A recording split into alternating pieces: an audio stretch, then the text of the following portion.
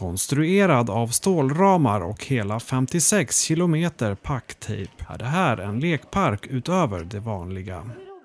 Det är den amerikanska konstnären Eric Lennartson som skapat verket kallat Tapescape, och den ligger i Brisbane i Australien. Kids to adults don't have any idea what to kind of expect, and their first few steps in they're really apprehensive and they're sort of like, oh, take it easy, but after a while they're jumping and sliding and having a great time. Eric byggde sin första Tapescape i Minnesota 2011 och har sedan dess tagit den världen över. This is what an alien's spacecraft would look like. Enligt Eric är det viktigt att hitta den rätta sortens tejp som är tillräckligt töjbar och inte går sönder.